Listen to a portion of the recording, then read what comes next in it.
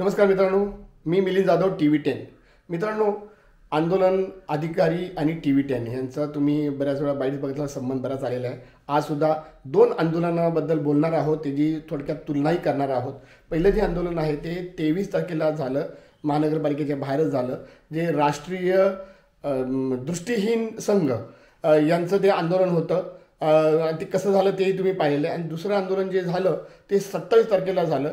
PMPML याचे जे सेवानिवृत्त सेवक आहेत त्यांचा 7वा वेतन त्यांना मिळावं यासाठी त्यांचं ते आंदोलन होतं.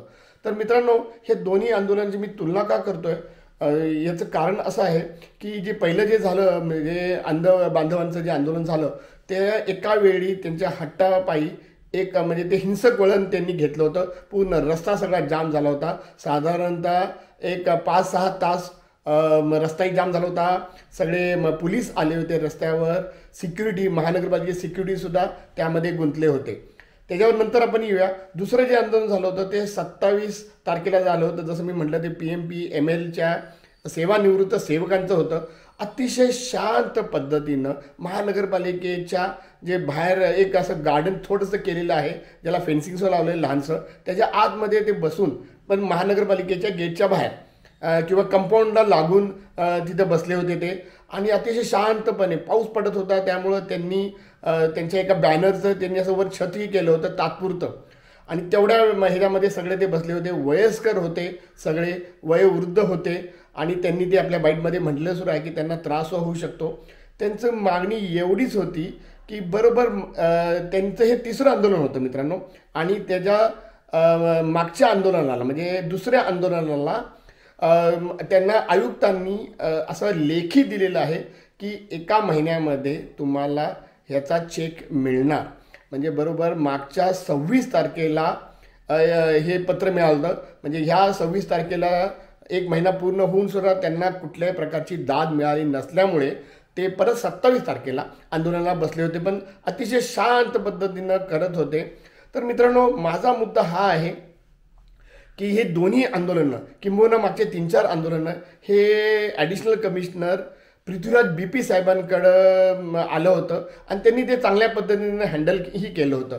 याच्यावर मी तुम्हाला म्हणजे प्रत्येक आंदोलनानंतर मी पृथ्वीराज सरांना भेटत आलेलो आहे. आणि त्या केबिनमध्ये जेव्हा ते आंदोलक आणि पृथ्वीराज सरांची चर्चा होते त्यावेळी त्याच्या शूटिंगबद्दल काय मत आहे हे सुद्धा मी जाणून घेतलं होतं. ज्या दिवशी आंदोलन होतं त्याच दिवशीच मी त्याच्या आदल्या दिवशी मी गेलो होतो आणि त्यांना मागच्या आंदोलनाबद्दल म्हणजे अंध बांधवांचे जे आंदोलन झालं होतं त्यावेळी मला पृथ्वीराज BP ह्यांच्या केबिनमध्ये जाण्यास अडवण्यात आले, म्हणजे मीडियाला अडवण्यात आले. याचंही मी त्यांना विचारलं की तुमचं काय मत आहे सर, की जे आतमध्ये चर्चा होते त्याचं थोडं तरी माहिती लोकांमध्ये पोचवाय किंवा नाही पोचवाय. पृथ्वीराज सरांनी आमचे फार चांगले संबंध आहेत, पण तरी मला त्यांच्या उत्तराचं आश्चर्य वाटलं की ते म्हटले नाही, आम्ही इथं कुणालाही शूटिंग करून देत नाही, आमच्याकडे CCTV लावलेला आहे. मग मी त्यांना हे विचारलं की लोकांना दाखवण्यासाठी काहीतरी क्लिप्स तुम्ही CCTV शेअर करणार का.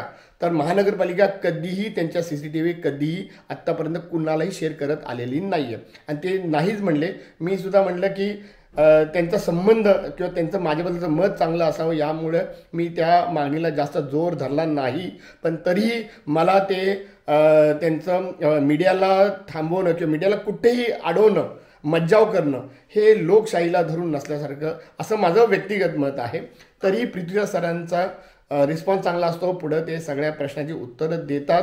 आता त्याच्यावर आपण नंतर येऊया. ह्या विषयावर मी परत एकदा वेगळा बोलणार आहे. आत्ता मुद्दा हाच आहे की जे दुसरं आंदोलन झालं PMPML ह्यांचं जे सेवानिवृत्त सेवकांचं आंदोलन झालं त्यावेळी जवळजवळ दिवसभर सकाळपासून ते बसले होते आणि संध्याकाळी मी त्यांची बाईट घेतल्यानंतर मित्रांनो, हे आतल्या अधिकाऱ्यांचं आणि सिक्युरिटीवाल्यांचं तर माझ्याकडे लक्ष असतं. मी ते बाईट घेतल्यानंतर मग ते खबर आतमध्ये जाते, जणू काय तोपर्यंत ह्यांना कोण आंदोलन बसले हे कळतच नाही, अशा पद्धतीने हे वागतात. असो, माझी काय हरकत नाही, कधी का दखल घेईना, त्यांनी ती दखल घेतली. पण मित्रांनो, ह्या दखलीचंच मला आणि त्या दोन्ही आंदोलनाचं तुलना करायची आहे की ह्यांना जे पत्र देण्यात आलं त्या दोन्हीमध्ये किती फरक आहे ते सुद्धा मी इथं टाकणार आहे. पहिलं जे अंध बांधवांचं आंदोलन होतं त्यांच्या साधारणतः 15 मागण्या होत्या आणि त्यातल्या जवळजवळ 7-8 मागण्या त्या पूर्ण करण्याचं आश्वासनाचं पूर्ण लेखी पत्र त्यांना देण्यात आलं. पण PMPMLचे मागचं आंदोलनाला असं पत्र मिळून सुद्धा एका महिन्यानंतर न झाल्यामुळं ते आंदोलनाला बसले होते. तर यांना परत एकदा एक छोटंसं पत्र आश्वासनाचं परत देण्यात आलेलं आहे आणि त्याच्यामध्ये कारण असं सांगण्यात आलेलं आहे की PMPMLचं जे काही निधी वगैरे वळवायचा वगैरे असेल त्यासाठी त्यांची मुख्य सभा झाल्यानंतरच. मग प्रश्न हाच होतो की मग महिनाभराने त्यांनी आश्वासन दिलं होतं, या महिन्याभरामध्ये ही मुख्य सभा का नाही झाली? मित्रांनो, आणखीन एक ह्याच्यामध्ये मुद्दा असा आहे की जे आता विधानसभेची निवडणूक अगदी कुठल्याही परिस्थितीत नोव्हेंबर एंडच्या आतमध्येच होणार हे कालच ते जे काही निवडणूक आयोग आहे किंवा त्यांचे जे अधिकारी आहेत त्यांनी अगदी स्पष्ट जाहीर केलं. म्हणजे आपलं जे आचारसंहिता ही कुठलाही वेळी लागू शकते. मित्रांनो, ही आचारसंहिता सुद्धा या अधिकाऱ्यांसाठी जे काम करत नाही त्यांच्यासाठी हे कवच सारखं झालेलं आहे की आचारसंहिता आहे, आता काही काम होणार नाही. याच्यावरही आपण वेगळा बाईट करणार आहे. आता मी परत एकदा PMPML यांच्या मुद्द्यावर येतो की ह्यांना जे पत्र दिलेलं आहे त्याच्यामध्ये एखादी डेडलाईन का नाही? जेव्हा साधा महानगरपालिकेचा टॅक्ससुद्धा नागरिकांना भरावा लागतो तेव्हा त्यांची जे काही त्यांना तारीख दिलेली असते त्यानंतर त्यांना दंड लागू होतो.